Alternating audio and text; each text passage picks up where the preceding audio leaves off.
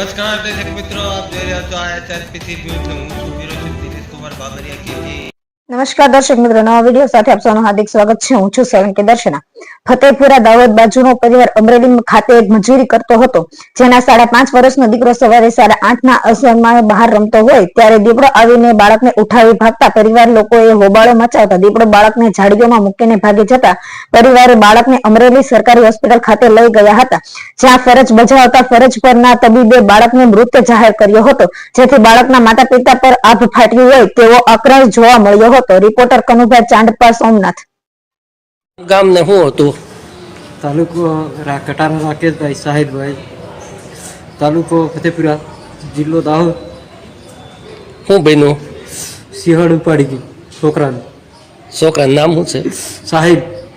કેટલા વાગે આ બન્યું? 8:30.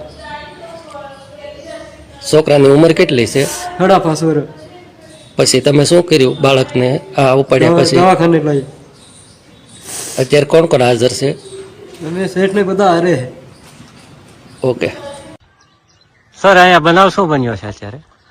આજ વહેલી સવારે 9 વાગ્યાના અરસામાં એક દીપડા દ્વારા સાહિલ નામના છોકરાને અહીંયા તુવેરનું જે ખેતર છે એમાંથી બાજુમાંથી પકડી લઈ અને એને ઈજા પહોંચાડેલી. ઈજા પહોંચાડ્યા બાદ એને સરકારી હોસ્પિટલ ખાતે લઈ જવામાં આવેલ, ત્યાં એમનું મૃત્યુ નિપજેલ. સર, હવે આગળની કાર્યવાહી શું કરવાની છે?